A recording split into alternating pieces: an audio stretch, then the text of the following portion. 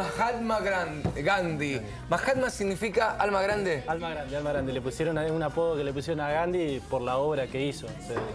Se refería, también le decían Bapu, porque Bapu que significa padre, que él decían que era el padre de toda la sociedad india y tenía un alma grande para contener a todos los indios. ¿Vos sos uno de los fundadores del movimiento? Sí. Yo soy el presidente de una asociación civil, presidente de la Asociación Civil Movimiento Mahatma Gandhi.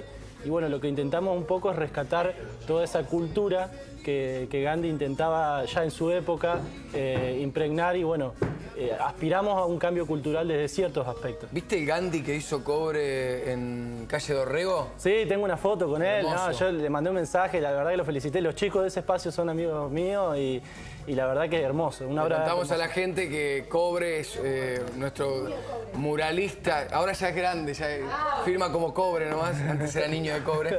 Y es un muralista santafesino que fue en estos días declarado como bueno, personaje destacado de la cultura santafesina por las obras que hace en la ciudad, y Mahatma Gandhi es una de estas obras que está sobre Calle Dorrego al 6000 aproximadamente en la ciudad de Santa Fe.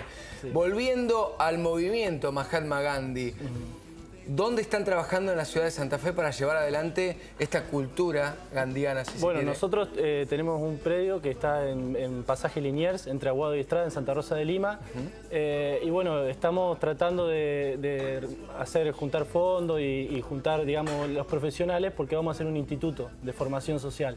Este instituto de formación social a lo que apunta, a lo que pretende es justamente formar referentes sociales, referentes barriales, a través de la doctrina de Gandhi, la visión política y la visión, digamos, espiritual sobre lo que tiene sobre la humanidad. Esto tiene mucho que ver con la inseguridad y después quiero que nos metamos justamente en ese punto que es el tema de la semana. Pero antes me gustaría que nos cuentes cuál es esta doctrina de Gandhi en algunos puntos.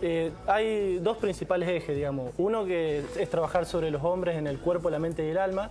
Entonces nosotros ahí dividimos el instituto en tres niveles, digamos. Abajo se trabaja sobre el cuerpo, ejercicios prácticos que hacen a un cuerpo más fuerte, digamos, y más elástico, conectarse con el cuerpo.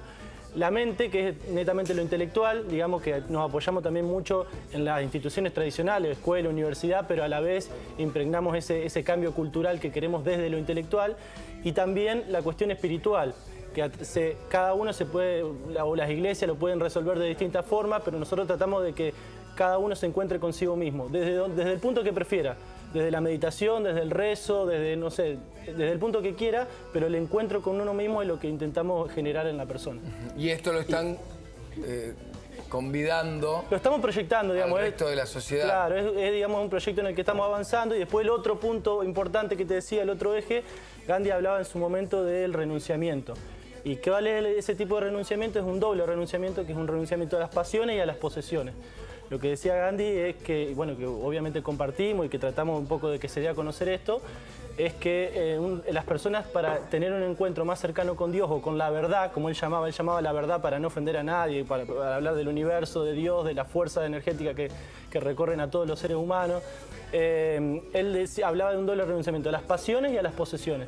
Él decía que el renunciamiento tiene que ser tanto externo como interno, que a medida que uno va renunciando a las pasiones, que son lo que conocemos como desde el catolicismo como los 7 pecados capitales, a medida que uno va renunciando a eso, naturalmente se va dando una renuncia a lo exterior, a lo material, y que eso ese desapego que vamos teniendo con lo material nos va acercando a Dios. Y en ese encuentro con Dios es donde encontramos las respuestas a cada una de las cosas que nos pasan en la vida. Qué lindo tener gente así en Santa Fe, por favor. Nos da ante todo esperanzas, pero me gustaría saber cómo es el trabajo en el barrio y por qué vos sostenés que este tipo de cambios también son formas de combatir la inseguridad. La inseguridad, desde un punto de vista, como hablábamos hoy, cultural, pasa por una cuestión interna, ¿no es cierto? Viste, se habla mucho de sensación de inseguridad. Si bien hay inseguridad y es real y esto es algo que nos involucra a todos, la forma de combatirla muchas veces que tenemos, que es a través de la coacción, a través de la represión, o las formas tradicionales que son los aparatos represivos que tiene el Estado, como puede ser la policía, gendarmería, que son formas en donde el Estado le garantiza seguridad al resto de las personas. El cuidado de la propiedad privada y del derecho a la vida. Claro, son cuestiones muy básicas, digamos, que deben ser respetadas. Sin embargo, no solamente tienen que ser aseguradas desde las formas o de los puntos de vista tradicionales, sino que tienen que apuntar a un cambio cultural, a un cambio de la persona. Y eso es lo que nosotros entendemos como seguridad preventiva. Digamos, cuando hay un hecho concreto, sí, las fuerzas de seguridad van y actúan sobre ese hecho y le garantizan al ciudadano que va a estar respaldado. Pero para llegar a ese hecho pasaron varias cosas Ya antes. está la enfermedad, habría Claro. que prevenirla. Entonces, lo que hablamos es de generar las condiciones. Cuando uno genera las condiciones, esto que hablabas hoy, robo a gran escala o la inseguridad a gran escala. Macroinseguridad. La macroinseguridad, dijiste, sí, está bien.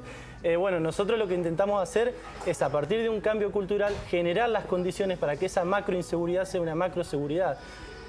Plantear la seguridad a partir de la seguridad del otro. Porque Desde la prevención, decís vos. Desde la prevención y desde el cuidado del otro. Que ese es un punto muy importante, porque nosotros siempre planteamos la seguridad como algo propio. O sea, yo quiero tener seguridad y yo quiero que mis cosas estén aseguradas. Yo quiero que nadie me moleste, y esto de la propiedad privada, quiero que otra persona no ingrese a mi propiedad privada. Una perspectiva egoísta. Una perspectiva egoísta que no es que la persona sea mala, es que se generan las condiciones para que ese tipo de pensamiento sea el mayoritario, digamos. Lo que queremos es lo contrario, generar las condiciones para que el pensamiento sea, no, el cuidado está en el otro. Y si yo me tengo que arriesgar para que el otro tenga seguridad, lo voy a hacer, pero que la prioridad está en el otro. Entonces, por eso hablamos de cambios culturales, porque arranca desde la educación. El arma más fuerte de la seguridad es la educación. Una vez me acuerdo, esto sin criticar a nadie, es algo que me pasó concretamente, hablando con un ex ministro de Seguridad de hace muchos años, para que nadie se sienta identificado. Yo le decía, bueno, y desde tu gestión, ¿cómo abordaste la cuestión de seguridad vinculada con la educación? Y me respondió ya hace muchos años, vuelvo a repetir, no, yo de educación no entiendo nada, la verdad que no es mi campo. Mi campo era la seguridad, tenía que ordenar la policía y ordenar... Y no es la visión que queremos. Nosotros queremos una seguridad interdisciplinaria que actúe con educación, que actúe con desarrollo social, que actúe con el Ministerio de Trabajo, porque sabemos que cuando la gente aumenta el trabajo, desciende la inseguridad. Exacto. Entonces, pero a ver, está claro, es un círculo vicioso.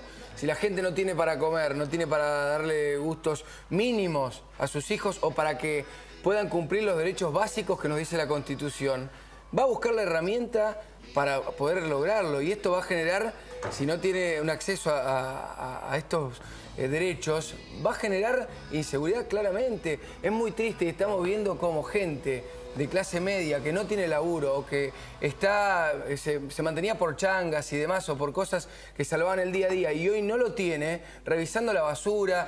Es realmente muy fuerte y nos estamos acostumbrando a esto y no queremos esto. Por lo menos las generaciones que venimos decimos que no. Claro. Y por eso es muy destacable el trabajo que ustedes vienen haciendo. Justamente el cambio cultural del que hablamos tiene que ver con entender la seguridad desde la conciencia, desde el amor, porque todo parte desde el amor, o sea, todo parte de cómo entendemos la vida y cómo nosotros nos paramos en el mundo frente al otro. Entonces, si lo entendemos de una cuestión intelectual, pasa mucho en el barrio, por ejemplo, nosotros trabajamos ahí en Santa Rosa y pasa mucho de hablar con las madres y decir, no, está bien, yo salgo a buscar trabajo, a lo sumo, en el mejor de los casos lo consigo, pero me pagan una miseria, tengo que trabajar 15 horas por día y no me alcanza para darle de comer a mis hijos. Sin embargo, la persona que está al lado mío, que vive al lado mío, que se prostituye, o el que vive en la otra cuadra, que vende droga, la pasa re bien. Y uno le puede dar la razón desde un punto de vista intelectual, si lo piensa solamente desde la razón. Claro, si uno lo que busca es vivir bien o vivir cómodamente o tener acceso a todos los bienes y servicios, o a educación a su hijo, lo que sea, va a buscar lo que le genere más dinero. Y lo que le genere más dinero no necesariamente son los trabajos formales. Entonces, ahí es donde hablamos del cambio cultural y donde tenemos que, más allá de las cuestiones religiosas que explican, o de los valores civiles que explican de que por qué hay que hacer el bien o por qué hay que pensar en el otro para tener una convivencia social, una mejor convivencia entre todos, más allá de esas explicaciones que también las explican desde el intelecto, una cuestión de valores, la tenemos que explicar de una cuestión espiritual y también corporal. Esas dos herramientas, dos patas que por ahí intentamos poner en discusión en la sociedad. Porque por ahí lo espiritual parece que se explica directamente desde alguna iglesia o desde alguna religión en particular. Claro. Y sin embargo, no hay nada más espiritual que el amor y todos entendemos el mismo idioma y no necesitamos hablar de una religión específica para hablar de espiritualidad. Tal cual. Entonces, cuando hablamos de valor y hablamos de espiritualidad y hablamos de una cercanía con Dios, podemos explicarlo sin hablar de ninguna religión en particular, y no por eso hay que dejar de lado lo espiritual, porque muchas veces dicen, no, dejemos de lado porque si no vamos a explicar a partir de Dios, explicamos todas las cuestiones. Es todo lo mismo. Es todo parte de lo mismo. Tal cual. Tenés un libro acá. Sí, es una persona que... Yo no aclaro que no soy católico, por ejemplo, pero esta es una persona que a mí me inspira mucho, que es un cura de la Iglesia Católica, que es Pedro Peca. Pedro Peca fue... ¿Permiso? Sí. Él lo que habla es de rebelarse por amor, que esto es para mí lo mágico, lo trascendental. De hecho, en el libro hay un investigador, un periodista que lo compara con Gandhi. Y ¿Es argentino? Es argentino y hoy en día es un personaje reconocido mundialmente. ¿Dónde está? ¿En Madagascar? Hace su trabajo principal en Madagascar, que entró con una pobreza despampanante y de la nada empezó a enseñar a la gente a construir, a formarse, y hicieron un barrio con un montón de casas, creo que 500, 600 casas, escuelas, hospitales. La verdad que es un trabajo impresionante. Hace poco vino a Santa Fe a dar una conferencia que la dio en la Sala Garay del Colegio Inmaculada, que es a sala llena, y la verdad que es una persona que inspira mucho cuando habla. Y él habla de rebelarse por amor, que es un poco lo que también decía Gandhi. Él hablaba de una no violencia, pero activa, Gandhi. Hablaba de una no violencia activa. La no violencia no significa estar en casa y no hacerle mal a nadie y dejar que te pasen por encima. Significa poner el cuerpo, hablar en nombre de las cosas que uno cree, de los valores y de las convicciones que uno cree. Cerramos con una lectura. ¿Tenés algo marcado?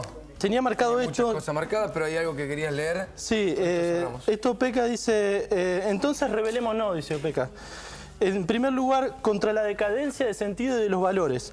Prácticamente en todos los niveles de la juventud está desencantada, hastiada, que es un poco lo que nos pasa a todos, con cierta forma. Prácticamente en todas partes la gente se encierra en sí misma y solo piensa en su seguridad. Y él lo que plantea para contrarrestar esto es que empecemos a pensar en la seguridad del otro, y ahí es donde nos vamos a encontrar. Le damos un aplauso a Luciano. Gracias, viejo. Muchas gracias.